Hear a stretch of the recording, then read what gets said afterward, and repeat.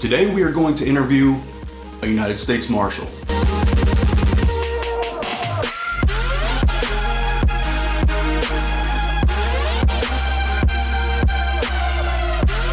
Hey guys, what's going on? I hope everybody's having a fantastic weekend so far. It's probably going to be either Sunday or Monday before I'm able to get this video out. But I'm actually in Arizona. I leave today, so we're kind of cramped for time right now. But I wanted to do kind of an interview video with my dad, who is a former US Marshal. So today, kind of the goal of this video is to kind of answer some of the questions that I know you guys have had before. There's a bunch of you that have actually requested I do a separate video with my dad. I know we did a live stream a long time ago, but today we're going to try to answer some questions for you guys and get some good information to you. So first of all, if you would just kind of tell them a little bit about your experience. I came on with the Marshal service back in 1989. My first duty station was Dallas, Texas, and I was there for a little over 5 years. Started out as a regular deputy doing court assignments. After about a year, I got promoted into the Fugitive section, and during that year also I was recruited to be one of 12 around the country to start a new covert unit called the Electronic Surveillance Unit. So while in there, I traveled around the country and out of country doing things, working cases. I was on the tactical team in Dallas as well. Then from there I went to the academy as an instructor and moved around about 7 more times and ended up as chief here in Tucson. All right, so for the people that are watching, I'm sure they're going to be curious. What exactly is a U.S. Marshal? What is the definition of a Marshal, and what are the different jobs that you guys do? U.S. Marshals were first created in 1789 under President Washington. And the Marshals were created basically to make sure that the Constitution was going to be enforced. So we're the oldest federal law enforcement agency in the country. We have several divisions, one being Fugitives, which I was involved with most of my career. We have court security that protects the judges, and we have prisoner operations, which handles all the federal prisoners around the country and in different districts. We make sure that prisoners are produced in court until the cases are adjudicated. And we also have the asset seizure division, where basically we take the spoils of a crime, seize it. If the subject is convicted, then all property or monies are forfeited to the government. We also have the witness protection program. Basically, we erase people, their identities, if they testify for the government. And then we have our national SWAT team. That's a different entity, and of course our National Academy. So I'm actually going to show you guys a picture right here on the screen, and this is my dad's license plate on his Corvette. Can you tell them a little bit about the story behind One Bad Fed? Well, it's kind of a joke with me, but back when I was in Dallas, we made entry into a structure, and the subject jumped out of a bedroom and into the hallway where we were, and I was point, and he decided he wasn't going to go with us. So at that point, someone on the team distracted him, and I charged him, and I kind of put his head through the sheetrock wall. He was stunned enough so I was able to gain control of one of his arms, put a joint lock on him, and I took him down to the ground. So I cuffed him up and all that. It wasn't a big deal. But as I was pulling him up off the ground, he looked at me, he said, "Man, you are one bad Fed." So it became a joke with us on the team and in the office. But anyway, that's where it came from. And I hadn't even thought about it for years. And my wife and I were trying to decide what kind of tag to put on the car. And it came to mind, she loved it. So anyway, we ended up with a tag.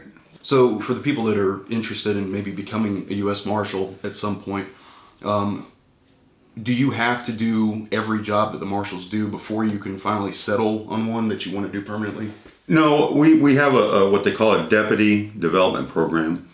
And when you first come on, by policy, you're required to put in so many hours in each one of the divisions. And what it does, it makes you more well-rounded. So you have to move prisoners, you have to sit in court, you have to work fugitives, you have to work witness protection. And again, you do this over the course of your first 3 years in the service.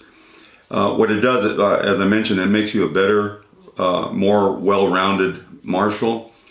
But the advantage to you and your career is you kind of get to sample what it is that kind of strikes your fancy. And for me, it was Fugitives. I love the tactical stuff. I love kicking in doors and putting these guys behind bars, but it's not for everybody. Some people prefer to do court security and provide security for the judges and the courthouses and that sort of thing. Others is witness protection. I know some inspectors in the program that have been doing it for 20, 25 years, for pretty much their whole career. So anyway, that deputy development program exposes you to the different elements within the Marshal Service, so you can pick and choose what you want to do. Now, from your experience, what do you find most people gravitate toward? Most people gravitate towards fugitives. I mean, that's why I joined. I wanted to catch bad guys. So I would venture to say that probably around 70-75% of people want to do that. We've had instances, though, where people have wanted to do that and they get into some sticky situations, shootings or whatever, and they figure, you know what, I survived this. I think I'm going to do court security now or something, but it's very dangerous, and it's not everyone's cup of tea. It's very stressful, but at the same time, it's extremely, extremely gratifying to know, especially when we're dealing with pedophiles and stuff like that, that you take some real bad person off the street that's not going to hurt another kid or some guy that committed a homicide. Like I said, it's a very, very gratifying experience. So what do you think separates the Marshals from other federal agencies? So if someone has no idea, whether they want to join the FBI or ATF, why would you specifically recommend the Marshals without being biased about it? Well, I mean, every agency has its purpose. With the Marshals, we have the broadest jurisdictional authority of any federal agency in the country. Plus, we do international extraditions. Back in the 80s and 90s, we were doing a lot of covert stuff. But we are basically this country's sheriff. That means we can pretty much go anywhere we want and enforce any of the constitutional laws that we have. So that's why I like it. We're so broad-based. We could be doing court security one moment. The next thing you know, you're on a plane to Holland. And I love that. And we got foreign field offices in several countries, including Mexico and overseas. Interpol in France, we have marshals there. So we have a wide variety of responsibilities and positions. I'm sure somebody in the video is going to ask, have you ever been shot or shot at? Both. It's just something that happened during my career, and you just kind of deal with it. It doesn't hit you at the moment. And when you get in instances like that, you really don't think about what's happening. You just react and you defend yourself and you do what you need to do. It's later on when you go home, like when my son here was young, he was 5-6 years old. I go home and in the middle of the night after an incident like that, and you kind of think of what could have happened, and that's when it kind of hits you, and the adrenaline rush is kind of draining out your body. But you deal with it, you suck it up, and you move on. Do you want to talk about any time that you had to shoot at somebody or no? Because somebody always asks, have you ever killed anybody? That's like the number one cop question. Yeah, I know, and frankly, it's best not to talk about stuff like that. You've been involved in those kind of instances, but yeah, as far as details and stuff, especially because of family members, it's just not a good idea. Okay. All right. So as a U.S. Marshal, what is your typical schedule like? Like what kind of hours do you work? What days? Again, that depends on what division you're in. When I was in Fugitives, you're on call 24/7. I used to get calls at 2-3 in the morning, especially when I was with the electronic surveillance unit. I could get a call at midnight. Hey, you got to be on the plane by 3 o'clock. So there you go. So when you're working fugitives, you're at the mercy of whatever is happening around you. Working Christmas Eve, which they did a lot. Holidays are great for fugitives because they think you're not working, and their guards are down, and they're a little easier to find sometimes, especially if you know where family members and friends are. But court security, for example, you pretty much work banker's hours, 8 to 5, because that's when the courts are open. Witness security, same thing, pretty much banker's hours. unless there's some kind of emergency. We've had people in the program, again, they have a totally new identity, but in some cases they have contact with law enforcement, local law enforcement. And sometimes local law enforcement gets very curious about who some of these people are, because as thorough as we try to be, sometimes the person in the program can't answer some questions. So they start making inquiries, and then we get notified when people start making inquiries on our protectees. So that could be at 2 in the morning, 3 in the morning. It doesn't happen all that often, but it can. Prisoner operations, the same thing. They're operational during times when the courts are in session, so 8 to 5. So most jobs within the Marshal Service are 8 to 5 with respect to our responsibilities, except for fugitives. When you're in the fugitive section, you're on call 24/7, as I mentioned. You have to be careful what you do. You can't just go out drinking and stuff or having parties at your house, because you may get called.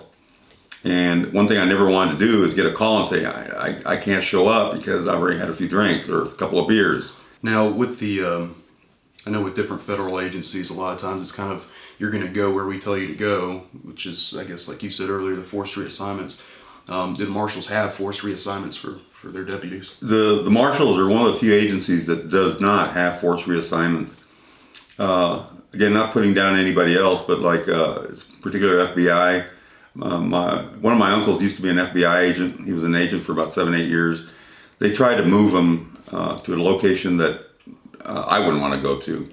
And basically they gave him a choice. Either you go or you can resign. And so he resigned.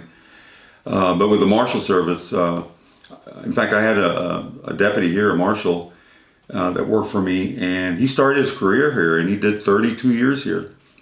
So if you find a place that you like and you want to stay, your kids are in school, you don't have to move if you don't want to. Me personally, I moved 8 times. I like a challenge. I like changes. Everywhere I went, I learned something new. He got exposed to different parts of the country and different cultures within our country. So I enjoyed that, and that's why I moved so many times. And that's what's so beautiful about the Marshal Service. You have the option. You can stay put or you can move if you want. And that's something I appreciate to this day. I think, it's hard when you're a kid and you have to make new friends every 2.5 years. But now that I'm an adult, I appreciate that. I enjoyed it at the time. I enjoyed the travel, with you and Mom and stuff. But I appreciate it as an adult, getting to live in different areas. And I resigned myself to the fact that once he entered high school, I wasn't going to move. I wanted him to have some stability during high school. And of course, we never really quite got to that point because I ended up getting divorced. But that was my plan anyway, whatever movement I was going to have around the country, which also helped you in your career because you can promote a little quicker. Like me, for example, I made chief in 6.5 years. But it was because of a lot of breaks, people opening doors for me, and me willing to move, always being available, never turning down an assignment. Nothing was too big, nothing was too small, and that really, really helped me in my career. So I'm sure a huge question is going to be on people's mind. How's the money? Well, I was working for an engineering company for 10 years, and I was making really good money. When I started with the Marshal Service back in the late 80s, my pay was $14,900 a year, and I mean it was poverty level. It was below poverty level. These days, the starting pay is pretty good. What is the average starting? Average, you're probably talking in the mid 40s to upper 40s to start. Then you graduate over the next 3 years, as they call a grade increase, and if you've been on for say 5 or 6 years, average salary is probably between $85,000, $88,000. And then of course, if you make supervisor or eventually chief, you can double that. So in 5 years, you're making twice what you did when you first started, which is still more than what I make now. The thing I want to clarify, the US Marshals are not associated with federal air marshals.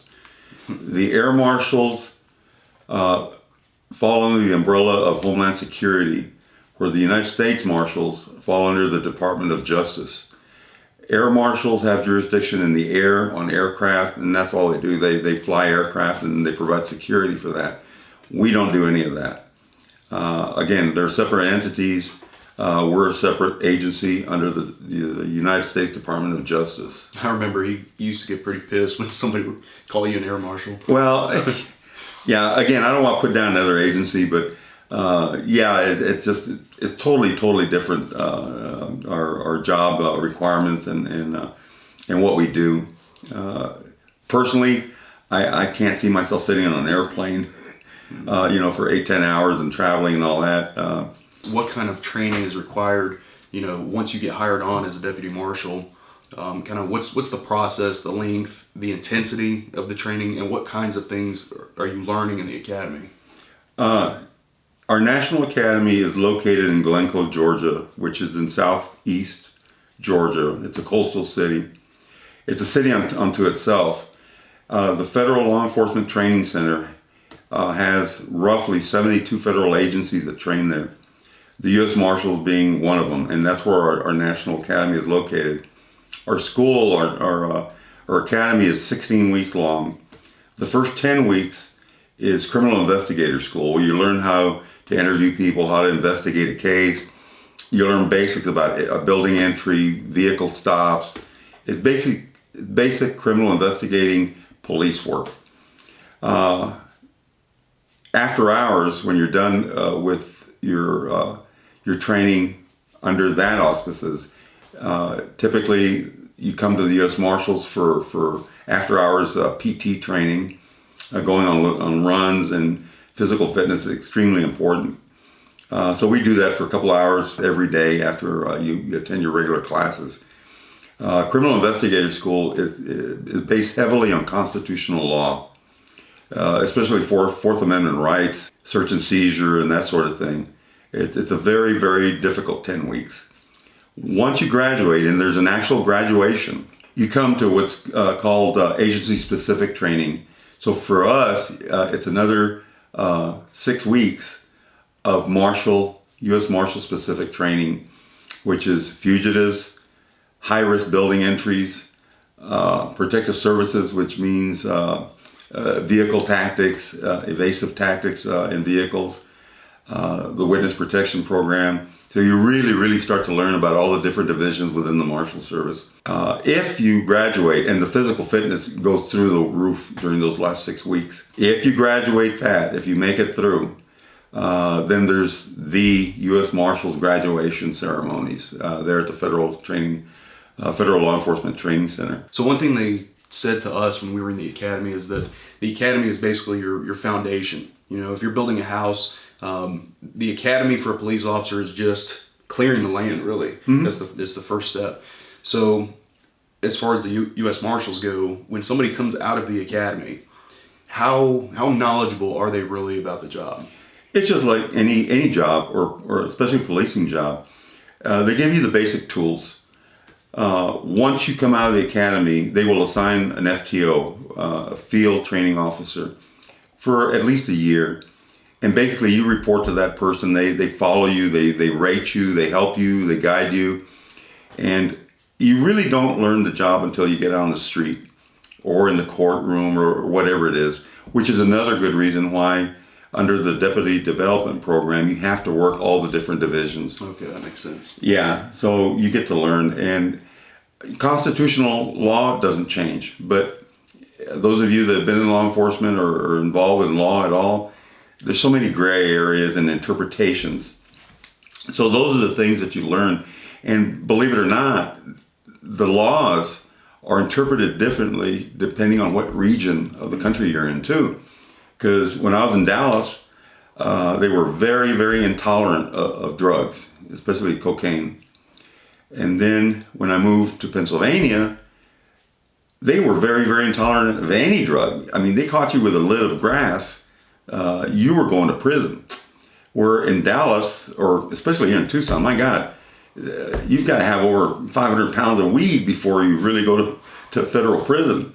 So it varies depending on the country. The thresholds, as they call it, are so different from one side of the country to the other. Now, does that vary so much from state to state, or is that judicial circuit? A judicial circuit, basically, and then and that's a good point. Each judicial circuit is different. Like here in Tucson, we're a 9th Judicial Circuit, which is based out of San Francisco. So they're very liberal when it comes to certain things here. Whereas other parts of the country, particularly Texas, are very conservative. It's still the same Constitution, but it's enforced and interpreted differently from one judicial district to the next. Of all the movies in Hollywood, I'm sure somebody wants to know, which movie most accurately depicts the US Marshals? None. Really? Yeah. They're that far off? Oh, yeah. Even the one with Tommy Lee Jones? With Tommy Lee Jones... was that The Fugitive? Yeah. It was a good movie, but there's certain things we just can't do off the cuff just because we're there. As far as authenticity, probably that one is the closest. But you see others like Eraser and some of the television series. No, we can't run amok doing stuff and shooting people and then being back on the street that same afternoon. Shot him at breakfast, I was cleared by lunch. Yeah, exactly. But it was justified. Yeah. I won't go there. We get involved in a shooting. The first thing they do is take your weapon. There's a big investigation by the locals. A lot of times you may be placed on administrative leave until that. And then it goes to the district attorney, see if they want to prosecute you. Then if you're cleared locally, then it goes to the federal level, where the Office of the Inspector General reviews the case to see if they're going to prosecute you. It could be a long year process. And in these movies, these guys shoot 2 or 3 people, and like I said, by lunchtime, they're back on the street again. It just doesn't work that way. Can you think of anything else that you want to add? No, other than the Marshal Service, I love the Marshal Service. I didn't want to retire. I wasn't ready, but any federal agent has to retire at age 57. So I hit 57 and I had to go. Not because I wanted to, because I had to. But I love my job. I love the people I work with. They're very dedicated, very focused, especially the people in Fugitives. We get some tight spots sometimes, get shot at, but we stick together. We always have each other's back. And I miss that camaraderie, the quality of the people that I got to work with. I was extremely fortunate because every office I went to, in particular here in Tucson and in Dallas, was such a great group of dedicated people. It saddens me to see what's happening with law enforcement these days.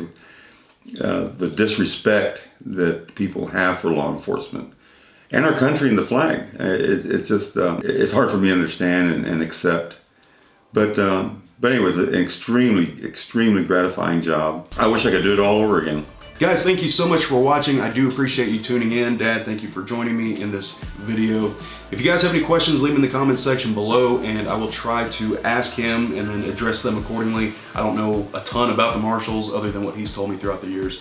But either way, I hope you enjoy the rest of your weekend. Thank you guys so much for joining and I will see you very, very soon. Officer 401, that's my boy.